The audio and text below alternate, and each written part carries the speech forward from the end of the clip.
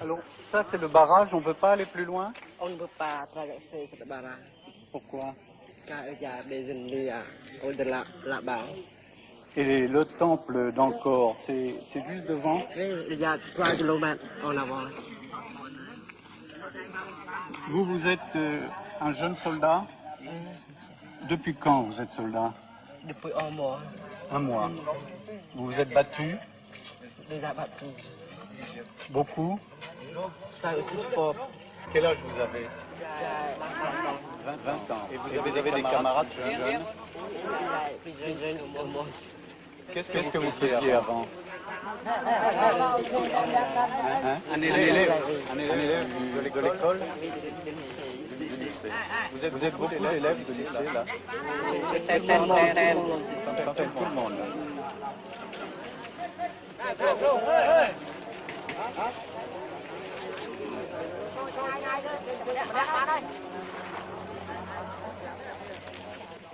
Là, nous trouvons de nouveau un léger barrage.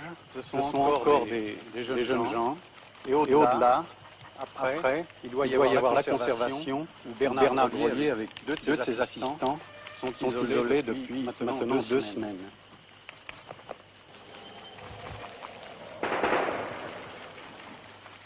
Vous avez entendu un coup de feu. De temps en temps, on aperçoit des habitants qui évacuent ce qu'il leur restait.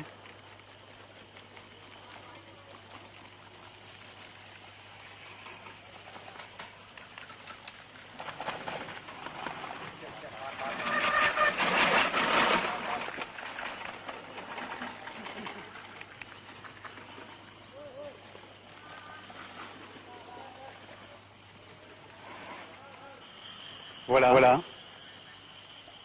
Après une route déserte, tout d'un coup, les deux drapeaux français, c'est l'école française d'Extrême-Orient et la conservation du monument d'Angkor.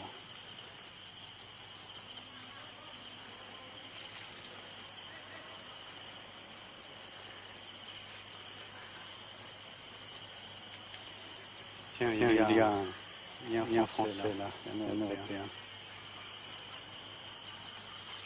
Oh! On peut venir?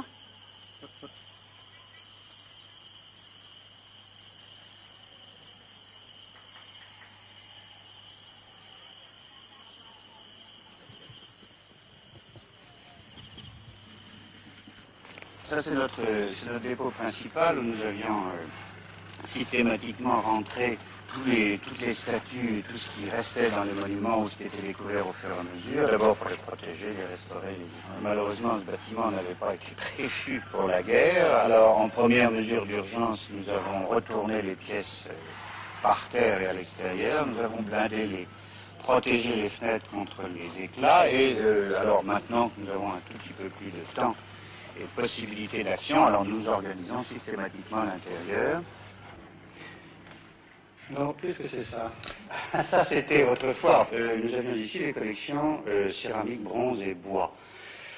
Et dans les premiers jours des accidents militaires, nous n'avons pu faire autre chose que de les coucher de toute urgence, qui donne un peu cette impression de charnier ou d'ossuaire. Alors nous allons maintenant, bien entendu, d'abord emballer les choses les plus précieuses et ensuite protéger les autres. C'est joli, ces mains dressées, on dirait qu'il supplie, là. C'est d'ailleurs, plus exactement, c'est un geste qui nous convient, ou qui nous conviendrait parfaitement si nous avions leur rectitude morale, n'est-ce pas? C'est le geste du Bouddha qui exprime l'absence de crainte. On peut espérer, au fond, qu'avec tous ces gestes d'absence de crainte, nous éviterons, justement, que la conservation puis les monuments soient endommagés. Alors il y a quelques pièces très très belles que nous venions de restaurer, justement, qui devaient aller de toute façon au musée national et qui vont s'y retrouver pour être plus tard exposées quand les temps sereins sont revenus. Ça, c'est une admirable chose. D'abord, nous avons emballé les pièces les plus belles, les plus importantes, tous les bronzes. Cela, c'est déjà parti sur Phnom Penh. Le musée national de Phnom Penh va devenir le refuge, n'est-ce pas, des choses les plus importantes de la Khmer. Et ça, là, vous avez blindé avec quoi? Ça, ce sont les plaques perforées qui protègent les caniveaux en temps normal. Ça fait une très bonne protection contre les éclats et les balles perdues. Et nous pensons que dans quelques jours, quoi qu'il puisse arriver, j'espère qu'il n'arrivera plus rien, mais enfin, quoi qu'il puisse arriver, l'essentiel de notre collection sera raisonnablement protégé. Est-ce qu'il y a eu des dégâts?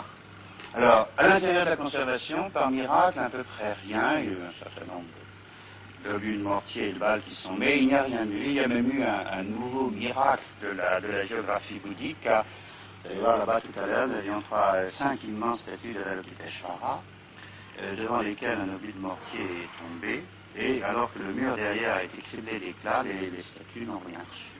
Vous avez un mortier 60 qui est tombé juste devant, et alors ce que c'est amusant, parce que le mur a encaissé les éclats, et ces statues assez extraordinaires de l'Avalokiteshvara irradiant, qui sont parmi les plus grandes de la mer. Nous en avions rentré récemment avec beaucoup de mal d'ailleurs, car elles étaient à 40 km au nord d'Angkor, et il avait fallu faire une piste spécialement pour les rapporter. Eh bien, elles ont subi leur baptême du feu absolument impavide, car aucun éclat ne les a touchées. Même pas parce que je vois la Ah non, non, ça c'était le grès qui desquamait, c'est d'ailleurs pour ça que nous avions rapporté, n'est-ce pas, le grès s'abîme terriblement sous l'action du climat, elles étaient en plein air, et nous avions rentré. Et vous voyez, les éclats ont moucheté tout le mur derrière, entre les statues, sans les atteindre. Jusqu'à présent, le pire a été évité, il n'y a pas de destruction. Alors, jusqu'à présent, c'est ça, jusqu'à présent, et pour autant que nous sachions, des monuments d'Angkor sur lesquels nous avons des renseignements précis, directs et clairs, il n'y a pas eu d'accident. Et nous espérons, alors là, vraiment, que ça continuera. Et vous avez peint des drapeaux français sur le sol et des drapeaux français vous en avez mis à l'entrée. Ah, alors, les drapeaux français, c'est ce que nous avons fait en première urgence. Tout à fait au début, nous n'avions à ce moment-là aucune protection. Et nous avons appliqué le vieux principe de la Convention de Vienne, c'est-à-dire d'arborer le pavillon national en berne en signal de détresse. Et jusqu'ici, la conservation a été encadrée et heureusement Qu'est-ce qu'on entend préservée. On entend un coup de feu là.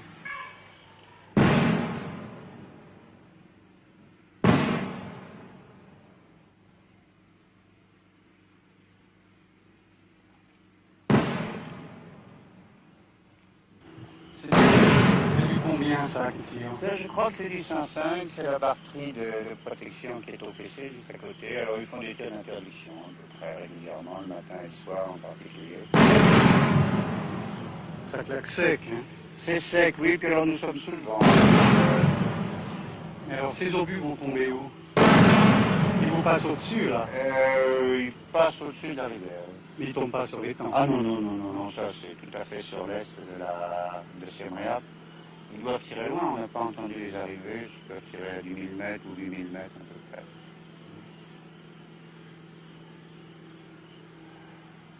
Qu'est-ce que c'est tous ces petits enfants, ce sont des réfugiés ici? Alors c'est ça, oui, tous les employés que nous avons pu regrouper autour de nous sont venus se réfugier ici avec leur famille parce que leurs maisons sont soit dans la zone de tir, soit dans la zone non occupée, non contrôlée. Alors nous avons maintenant un petit village, on a même nommé un chef de village, si ça continue, nous prendra pas la gueule. Il y a eu des victimes, des combats par ici, dans le personnel ou autre? Oui, malheureusement, parmi la famille et parmi un certain nombre de notre personnel, il y a eu des tués, il y a eu des blessés en passage. Quel est l'ordre de grandeur? Oh, dans les gens qui nous entourent immédiatement, nous comptons malheureusement une quinzaine de tués actuellement. Et nous avons déjà regroupé près de 200 de notre personnel cambodgien, qui en comptait 800 avant les événements. L'autre partie étant sur place, notamment Angkor Wat. Angkor Wat est devenu un refuge, il y a quelques 3000 personnes qui vivent dans Angkor Wat, c'est d'ailleurs très très beau, très émouvant. Angkor Wat, c'est quoi? De voir les Angkor gens, Wat, c'est le plus grand des monuments d'Angkor, le plus beau et le plus grand et le plus important. Il y a 3000 personnes réfugiées là? Il y a 3000 personnes qui vivent dans le temple, qui lui ont donné une vie qu'on ne pouvait pas prévoir, mais qui est assez bouleversante. Quelles sont ces personnes? Eh bien, ce sont nos employés et leurs familles qui habitaient autour, dans les villages autour du parc et qui se sont réfugiés dans le temple. On ne peut pas aller les voir. Ah, écoutez, pas tout de suite, mais enfin, peut-être que dans quelques jours, ça sera possible. Pour l'instant, c'est zones de combat ou no man's land? Pour le moment, c'est no man's land. Ça n'a jamais été zone de combat, et pour le moment, autant que nous sachions, c'est no man's land. Nous avons l'espoir que par l'action, en particulier de l'UNESCO, de la France et de toutes les nations, d'ailleurs, c'est très frappant de voir que beaucoup de pays se sont préoccupés du problème. Alors nous avons l'espoir que peut-être dans quelques jours ou dans quelques temps, ça sera possible. Nous avons quand même franchi le barrage et maintenant nous sommes entrés dans le no man's land, à proximité des temples d'Angkor. Le lendemain, ils sont allés au temple d'Angkor Wat malgré le danger. C'est là que Pucesso et Meyer ont été blessés à mort. Sur la bande son du magnétophone d'Alain Clément, les derniers mots enregistrés par Pucesso sont ceux-ci. Bon, ben on va avancer.